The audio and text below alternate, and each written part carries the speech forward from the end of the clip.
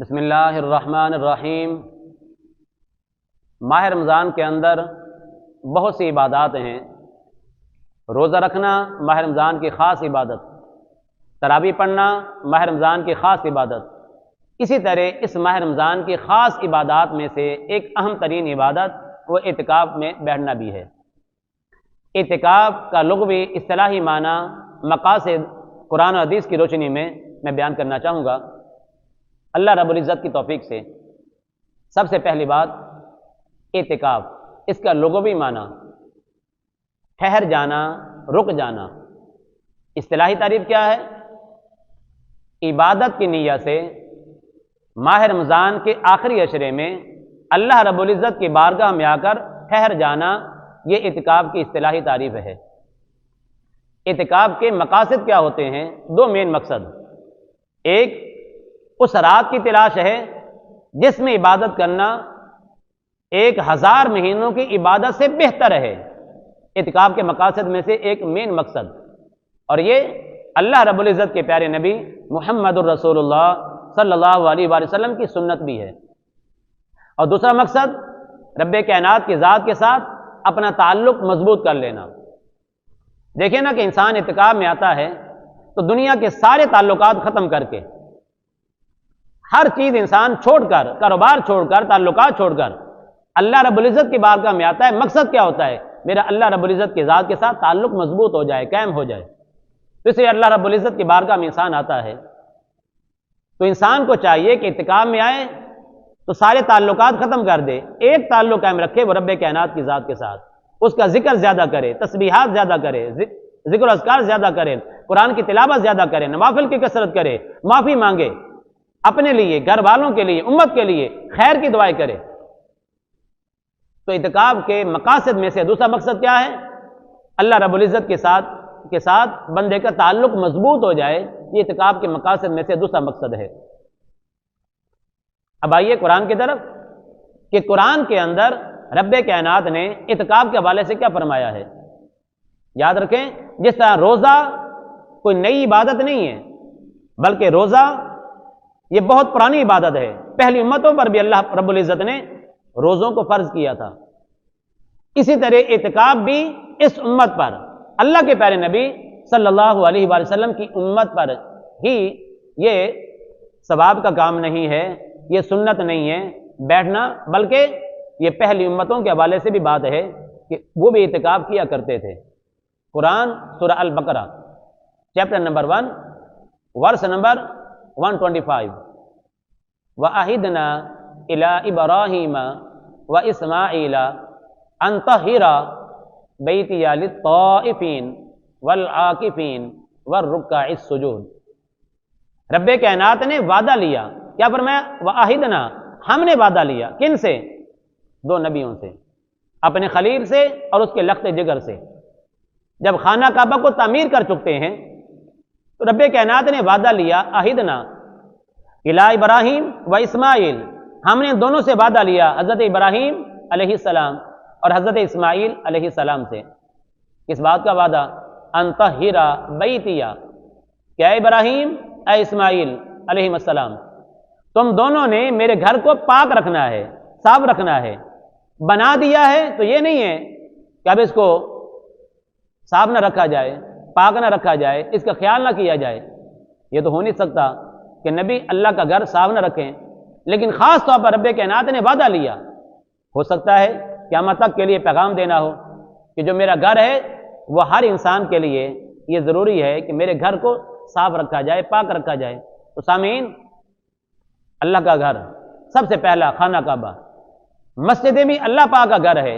جہاں پر بھی آپ رہتے ہیں، آپ مسجد میں آئیں تو مٹی نظر آ رہی ہے، کوئی صفائی نہیں ہے، تو یہ نہیں کہیں کہ انتظامیہ کا کام ہے یا جو ہے خادم کا کام ہے، خود جھاڑو پکڑیں اور مسجد کو صاف کرنا شروع کر دیں۔ کیوں؟ یہ اللہ کے خلیل ابراہیم علیہ السلام اور ان کے پیارے صاحبزادے لخت جگر حضرت اسماعیل علیہ السلام، یہ ان کی سنت ہے، اور اللہ پاک نے ان سے وعدہ لیا تھا کہ میرے گھر کو صاف رکھنا ہے۔ تو سامعین، جہاں جہاں آپ رہتے ہیں، مسجدیں ہیں تو اللہ کے گھر کو صاف رکھیں، خود جھاڑو پکڑیں، مٹی نظر آ رہی صاف کریں، کوئی اور تنکا ہے اس کو صاف کریں، کہ اللہ کا گھر صاف ہونا چاہیے. اللہ کا گھر صاف کریں گے، اللہ رب العزت آپ کے دل و دماغ کو ہر قسم کے برے خیالات سے پاک اور صاف فرما دے گا انشاءاللہ. وعدہ لیا میرے گھر کو صاف رکھو. کن کے لیے؟ للطائفین، میرے گھر کے لیے جو طواف کرنے کے لیے آئیں گے نا. طواف صرف رب کائنات کے اس پہلے گھر کا ہے. بیت اللہ بھی اس پہلے گھر کو کہا جاتا ہے. مساجد دنیا میں ہزاروں لاکھوں کروڑوں بے شمار مساجد ہیں، لیکن کسی گھر پر مسجد پر ہم یہ نہیں بولتے کہ یہ بیت اللہ ہے. بیت اللہ وہ تو طواف بھی اسی گھر کا ہے. تو فرمایا کہ ابراہیم اے اسماعیل علیہ السلام، میرے گھر کو تم نے صاف رکھنا ہے.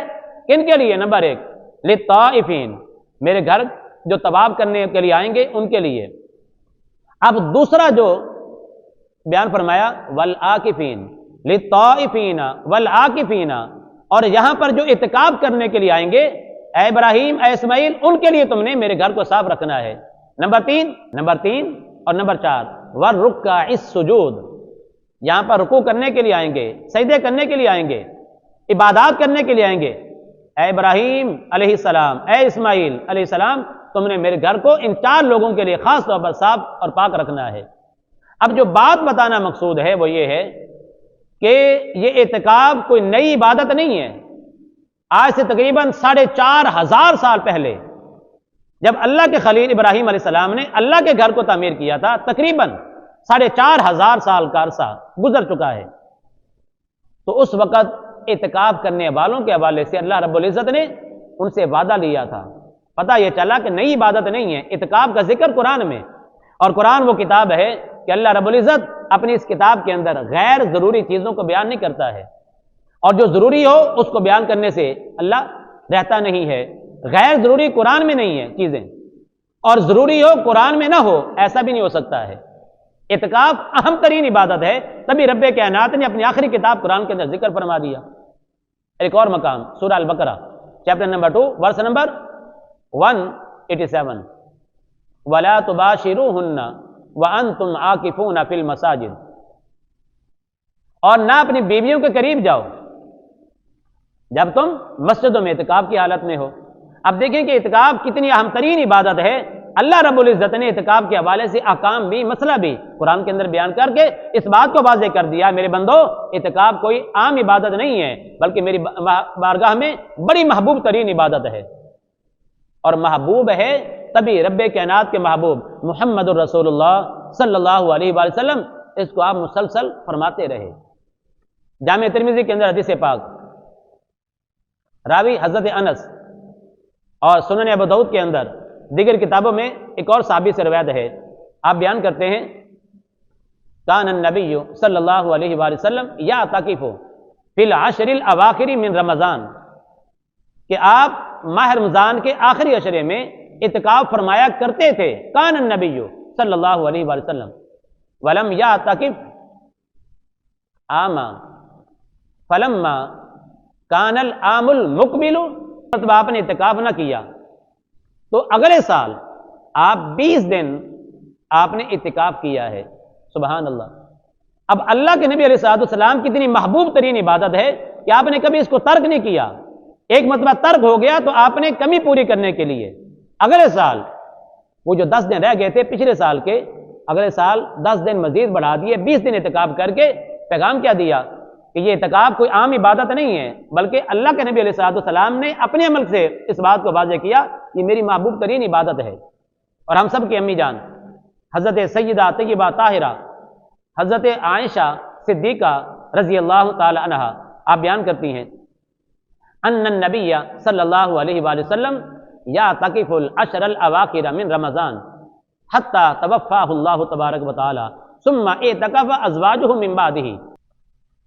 آپ بیان کرتی ہیں کہ اللہ کے نبی علیہ الصلوۃ والسلام ماہ رمضان میں آپ آخری عشرے کا اعتکاف کیا کرتے تھے، حتیٰ کہ اللہ رب العزت کی بارگاہ میں چلے گئے. اللہ پاک نے آپ کے ظاہری دنیا سے آپ کو لے لیا، آپ پردہ فرما گئے اس دنیا سے، اور آپ فرماتی ہیں ثم اعتکف ازواجہ من بعدہ، آپ کے اس دنیا سے جانے کے بعد آپ کی ازواج نے، آپ کی بیویوں نے جو ہم سب کی مائیں ہیں، آپ بیان کرتی ہے کہ انہوں نے آپ کے بعد اعتکاف کیا.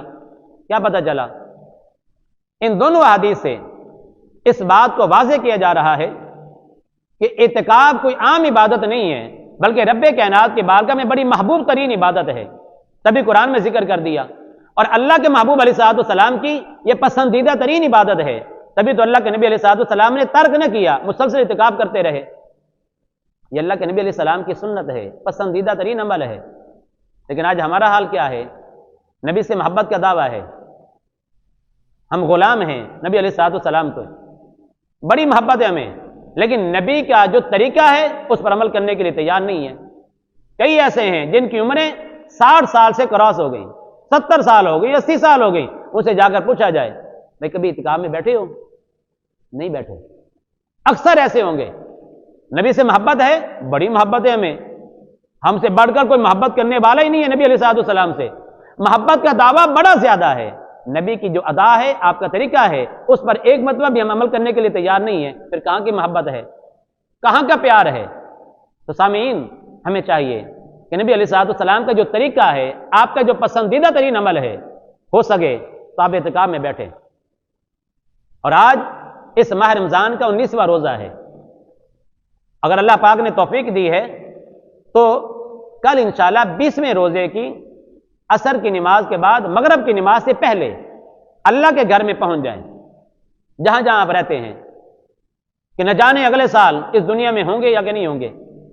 اعتکاف میں بیٹھیں، اللہ بھی راضی ہوگا کہ اللہ سے تعلق قائم ہو جائے گا، اور اس ماہ رمضان میں آپ جو ہے اعتکاف میں بیٹھیں گے تو جو مین مقصد ہے لیلۃ القدر کی تلاش، انشاءاللہ وہ بھی آپ کو مل جائے گی، اس لیے کہ اعتکاف میں بیٹھنے والا وہ اللہ کی عبادت کرتا ہے، اور تاک راتوں کے اندر لیلۃ القدر موجود ہے۔ اور آخری بات، اعتکاف کی 3 قسمیں ہیں، اعتکاف واجب، اعتکاف سنت اور اعتکاف نفل۔ اعتکاف واجب کیا ہے؟ نظر مانی، منت مانی، یا اللہ میرا فلاں کام ہو جائے، فلاں کام میرا ہو جائے تو میں اتنے دن کا اعتکاف کروں گا۔ اس اعتکاف میں نظر کے جو اعتکاف ہے اس میں روزہ رکھنا بھی شرط ہے۔ اللہ نے وہ کام کر دیا، ہر کام اللہ کرنے والا ہے، اللہ نے انسان کا وہ کام کر دیا تو اس اعتکاف نظر ماننے والے پر لازم ہے اعتکاف میں بیٹھے، 1 دن کا، 2 دن کا، 3 دن کا، 5 دن کا، جتنا انسان نے نظر مانی ہے اعتکاف میں بیٹھنا لازم ہے مسجد کے اندر۔ اور نمبر 2، اعتکاف سنت، ماہ رمضان کے آخری عشرے میں عبادت کی نیت سے اللہ کے گھر میں آ کر بیٹھ جانا، یہ اعتکاف سنت کہلاتا ہے کہ اللہ کے نبی علیہ الصلوۃ والسلام کا پسندیدہ یہ عمل ہے۔ ازواج مطہرات رضی اللہ تعالی عنہن، ان کا بھی یہ پسندیدہ ترین عمل ہے۔ تو یہ 10 دن بیٹھنا اعتکاف سنت ہے، اس میں روزہ رکھنا بھی شرط ہے، لازمی ہے۔ اور اعتکاف نفل کیا ہے؟ کہ جب بھی آپ مسجد میں آئیں اعتکاف کی نیت کر لیں، جب تک رہیں گے ثواب بھی ملتا رہے گا، وہ کام جو مسجد میں جائز نہیں ہے اعتکاف کی نیت کی وجہ سے کھانا پینا وہ بھی جائز ہو جائے گا۔ تو یہ 3 قسمیں ہیں اعتکاف کی، اعتکاف واجب، اعتکاف سنت اور اعتکاف نفل۔ تو اعتکاف کی اہمیت کے حوالے سے میں نے چند باتیں بیان کی ہیں کہ اعتکاف کی تعریف کیا ہے، اعتکاف کے مقاصد کیا ہیں، اعتکاف رب کائنات کی بارگاہ میں کتنی اہمیت رکھتا ہے، اور اللہ کے نبی علیہ الصلوۃ والسلام اور ازواج مطہرات رضی اللہ تعالی عنہن ان کا عمل مبارک کیا ہے، اس کو بیان کیا ہے۔ اور اعتکاف کی 3 قسمیں ہیں۔ تو آج 2024 کا یہ 19واں روزہ ہے، کل انشاءاللہ جس نے اعتکاف بیٹھنا ہے، پوری دنیا کے اندر مسلمان ہیں اعتکاف بیٹھیں گے، مغرب کی نماز سے پہلے، 20ویں روزے کی مغرب کی نماز سے پہلے جنہوں نے اعتکاف بیٹھنا ہے اللہ کے گھر میں پہنچ جائیں۔ اب یہاں پر ایک حدیث پاک جو بیان کی، امی جان حضرت سیدہ طیبہ طاہرہ حضرت عائشہ صدیقہ رضی اللہ تعالیٰ عنہا کیا بیان فرماتی ہیں کہ اللہ کے نبی علیہ السلام جب دنیا سے تشریف لے گئے، ثم اعتکف ازواجہ من بعدہ، پھر آپ کی ازواج نے آپ کے بعد اعتکاف کیا۔ تو جس طرح مردوں کے لیے ہے سنت اعتکاف میں بیٹھنا، عورتوں کے لیے ہے اعتکاف میں بیٹھنا، عورتوں کے لیے بھی اعتکاف کرنا ہے، لیکن مردوں کا اعتکاف مسجد میں فقہا بیان کرتے ہیں، علماء کرام بیان کرتے ہیں، اللہ رب العزت علماء کرام سے راضی ہو جائے کہ اگر پردے کا صحیح انتظام نہیں ہے، اور خاص عورتوں کے حوالے سے جو مسائل ہیں وہ درپیش نہیں آ رہے، تو پھر کیا ہے مسائل کے حوالے سے کیا بات کہ پردہ یا اس طرح جو ہے کوئی اور پرابلم ہے، تو پھر بہتر کیا ہے کہ عورتیں گھروں کے اندر اعتکاف میں بیٹھ جائیں، جو ان کی خاص جگہ ہیں جہاں پر نماز پڑھتی ہیں۔ اگر پردے کا بھی انتظام ہے مکمل، کوئی مسئلہ بھی نہیں ہے، کوئی پریشانی والی بات بھی نہیں ہے، تو پھر عورتوں کے لیے مسجد میں بیٹھنا جائز بھی ہے، یہ فقہا بیان کرتے ہیں۔ لیکن بہتر کیا ہے، مسجدوں میں نہ بیٹھا جائے عورتوں کا، بلکہ گھروں میں بیٹھا جائے۔